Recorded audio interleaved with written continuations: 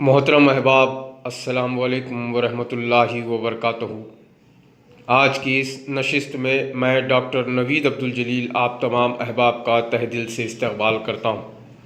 آئیے حضرات، آج اردو کی ابتدائی و مفید معلومات کا تذکرہ کرتے ہیں، جس کے لیے ہم نے مختلف پوائنٹس یا نکات کو چنا ہے۔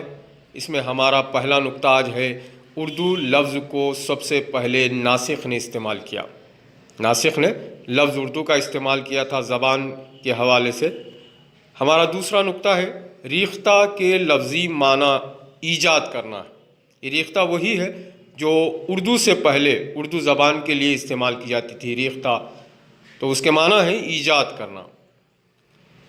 تیسرا نکتہ جو ہم نے لیا ہے وہ ہے، پاکستان کا قومی ترانہ حفیظ جالندھری نے لکھا، جو ان کے مجموعے کلام چراغ سحر میں شامل ہے۔ اس نکتے کے ذریعے سے آپ دو سوالات کے جوابات دے سکتے ہیں۔ اگر سوال یوں ہو کہ پاکستان کا قومی ترانہ کس نے لکھا، اس کا جواب ہوگا حفیظ جالندھری۔ اور اس اعتبار سے دوسرا سوال یوں بھی ہو سکتا ہے، چراغ سحر کے مصنف کون ہے، یا چراغ سحر کس کا مجموعہ کلام ہے، تو اس کا جواب بھی حفیظ جالندھری ہوگا۔ آئیے اور چوتھے نکتے کی طرف بڑھتے ہیں۔ حفیظ جالندھری کی کتاب شاہ نامہ اسلام مثنوی کی شکل میں لکھی گئی ہے۔ جیسے ابھی ہم اوپر کے نکتے میں بات کر رہے تھے، چراغ سحر حفیظ جالندھری کا مجموعہ کلام ہے، وہیں حفیظ جالندھری نے مثنوی کی حیت میں، اس کی شکل و صورت میں شاہ نامہ اسلام کو لکھا ہے۔ پانچواں نکتہ جو ہمارے پاس ہے وہ ہے، مسدس حالی کا دوسرا نام مد و جزر اسلام ہے، جس کو الطاف حسین حالی نے لکھا، لیکن وہ سر سید احمد خان کے کہنے پر انہوں نے اس کو لکھا تھا۔ آئیے چھٹواں نکتہ جو ہے وہ اس کی طرف بڑھتے ہیں۔ چھٹواں نکتہ ہے، حیات جاوید۔ یہ سر سید احمد خان کی سوانح حیات ہے اور اس کو لکھنے والے الطاف حسین حالی ہیں۔ یہاں میں ایک بات اور بتاتا چلوں کہ الطاف حسین حالی نے مرزا اسد اللہ خان غالب کی سوانح حیات بھی تحریر کی۔ آئیے نکتہ 7 کی طرف بڑھتے ہیں۔ مشہور مستشرق گارساں دیتاسی کا تعلق فرانس سے ہے۔ یہ مستشرق کا جو لفظ یہاں آیا ہے، یہ ایسے لوگ ہوتے ہیں جو غیر ملکی ہوتے ہیں لیکن ہندوستانی زبان کی جانکاری رکھتے ہیں، ہندوستانی زبان پر عبور رکھتے ہیں، ایسے لوگوں کو مستشرق کہا جاتا ہے۔ تو یہاں گارساں دیتاسی جو ہے، ان کا تعلق ملک فرانس سے ہے۔ آئیے آگے بڑھتے ہیں۔ 8واں نکتہ جو ہمارے پاس ہے وہ علامہ اقبال کے حوالے سے ہے۔ علامہ اقبال نے افغانستان کی تعلیمی پالیسی مرتب کی۔ تو یہاں ہمارے لیے ایک نئی بات یہ ہے کہ جہاں علامہ اقبال کو ہم ایک بہترین شاعر کے حوالے سے جانتے ہیں، ان کو پڑھا ہے، یہاں ایک بات ہمارے سامنے یہ آ رہی ہے کہ انہوں نے افغانستان کی تعلیمی پالیسی کو بھی مرتب کیا ہے۔ سوال یا نکتہ نمبر 9 یہ بھی علامہ اقبال کے حوالے سے ہے۔ علامہ اقبال کو 1922 میں سر کا خطاب دیا گیا تھا، 1922 میں۔ نکتہ نمبر 10 ہے، اردو کا سب سے پہلا ڈرامہ اندرا سبھا امانت لکھنوی نے لکھا۔ تو یہاں اس 10ویں نکتے سے پھر 2 سوالات کی گنجائش بنتی ہے۔ اگر سوال یوں ہو کہ اردو کا سب سے پہلا ڈرامہ کون سا ہے، تب آپ اندرا سبھا اس کا جواب دے سکتے ہیں، یا پھر سوال یوں بھی ہو سکتا ہے کہ اردو کا سب سے پہلا ڈرامہ کس نے لکھا، تو اس کا جواب امانت لکھنوی ہوتا ہے۔ تو آپ اس چیز کو نظر میں رکھیں۔ ہمارے پاس 11واں نکتہ ہے، آغا حشر کاشمیری کو اردو ڈرامے کا شیکسپیئر کہا جاتا ہے۔ شیکسپیئر انگریزی ادب کا بہت بڑا ڈرامہ نگار ہے، تو وہی مقام درجہ جو ہے اردو کے اندر آغا حشر کاشمیری کو ڈرامے کے حوالے سے دیا گیا ہے۔ آئیے نکتہ نمبر 12 کی طرف بڑھتے ہیں۔ یہ قرۃ العین حیدر کے حوالے سے ہے۔ قرۃ العین حیدر اردو کے مشہور افسانہ نگار سجاد حیدر یلدرم کی بیٹی تھیں، جنہوں نے شعور کی رو پر مبنی ناول آگ کا دریا لکھا۔ یہاں اس نکتے میں بھی مختلف سوالات کی گنجائش بنتی ہے کہ سجاد حیدر یلدرم کی بیٹی کا نام، تو جواب ہوگا اس وقت قرۃ العین حیدر۔ یا پھر سوال یوں بھی ہو سکتا ہے کہ آگ کا دریا اس ناول کے مصنف کون ہے، تو جواب اس وقت بھی قرۃ العین حیدر ہو سکتا ہے۔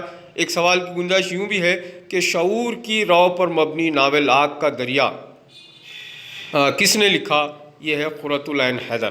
تو آئیے 13ویں سوال کی طرف بڑھتے ہیں۔ یہ ہائیکو جاپانی صنف سخن ہے جس میں 3 مصرے ہوتے ہیں۔ جس طرح اردو ادب کے اندر رباعی 4 مصروں پر مشتمل ہوتی ہے، اسی طرح جاپانی صنف سخن ہائیکو 3 مصروں پر مشتمل ہوتی ہے، جس کو اب اردو ادب کے اندر بھی داخلہ مل رہا ہے۔ آئیے 14واں نقطہ جو ہمارے پاس ہے 14th ون، اردو غزل کا باقاعدہ آغاز ولی دکنی نے کیا، اور اس وجہ سے ان کو اردو شاعری میں وہی مقام حاصل ہے جو انگریزی شاعری میں چاثر اور فارسی شاعری میں رودکی کو حاصل ہے۔ ولی دکنی ہی وہ شاعر ہیں جنہوں نے اردو غزل کا باقاعدہ آغاز کیا اور شمالی ہندوستان کے اندر اس کو متعارف کرنے کا ذریعہ بھی بنے۔ آئیے 15ویں نقطے کی طرف ہم بڑھتے ہیں۔ بیگمات کے آنسو، سیپارہ دل، یہ تصنیفات ہیں خواجہ حسن نظامی کے۔ خواجہ الطاف حسین حالی الگ ہیں اور یہ خواجہ حسن نظامی الگ ہیں، تو یہاں تھوڑا سا آپ اپنے توجہ کو رکھیے کہ بیگمات کے آنسو اور سیپارہ دل یہ خواجہ حسن نظامی کی تصنیف ہیں۔ آگے بڑھتے ہیں 16ویں نقطے کی طرف۔ فسانہ آزاد کا مشہور مزاحیہ کردار خوجی رتن ناتھ شرشار کا تخلیق کردہ ہے۔ یہاں پھر مزید سوالات کی گنجائش بنتی ہے کہ فسانہ آزاد کس کا تخلیق کردہ ہے، تب جواب ہوگا رتن ناتھ شرشار۔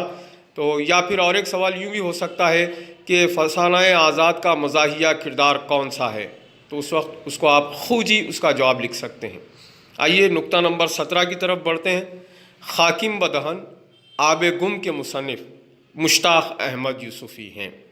18واں نقطہ ہمارے پاس پریم چند کے حوالے سے ہے۔ پریم چند کا اصل نام دھنپت رائے تھا، جن کی ادبی زندگی 1905 سے 1936 تک پھیلی ہوئی ہے۔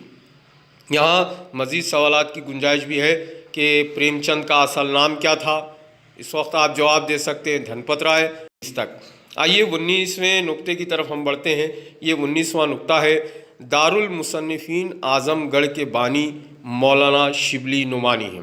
اعظم گڑھ کا جو دارالمصنفین ہے اس کو قائم کرنے یا اس کو جاری رکھنے کا کام مولانا شبلی نعمانی نے، انہی کے زیر نگرانی یہ کام ہوا تھا اس کو قائم کرنے کا۔ آخری نقطہ ہمارے پاس 20واں جو ہے وہ ربندر ناتھ ٹیگور کے حوالے سے ہے۔ گیتانجلی کے مصنف ربندر ناتھ ٹیگور کو 1913 میں ادب کا نوبل انعام ملا۔ یہاں پھر اس نقطے کے حوالے سے کئی سوالات ہو سکتے ہیں۔ پہلا سوال یوں ہو سکتا ہے کہ گیتانجلی کے مصنف کون ہیں، تب آپ ربندر ناتھ ٹیگور کو اس کا جواب لکھ سکتے ہیں۔ 1913 میں ادب کا نوبل انعام کسے ملا، تب بھی آپ جواب دے سکتے ہیں ربندر ناتھ ٹیگور۔ اچھا، یہاں ایک بات ذہن میں رکھیے کہ یہ ادب کا جو نوبل انعام ملا ہے ربندر ناتھ ٹیگور کو، وہ ان کی کتاب گیتانجلی کے حوالے سے ہی ملا، اسی کتاب کو لکھنے کی وجہ سے۔ تو آئیے حضرات، آپ کو آج کا یہ ویڈیو یقیناً پسند آیا ہوگا۔ مزید اس میں بہتری کے لیے کیا کچھ تبدیلیاں کی جا سکتی ہیں، اپنے رائے سے ضرور واقف کروائیں، اور ایسے تمام احباب جنہوں نے اس یوٹیوب چینل کو سبسکرائب نہیں کیا ہے ان سے ادباً گزارش ہے کہ وہ اس یوٹیوب چینل کو سبسکرائب کریں، تاکہ آپ کی ہمت افزائی ہمارے لیے مزید ویڈیوز بنانے کا سبب بنے۔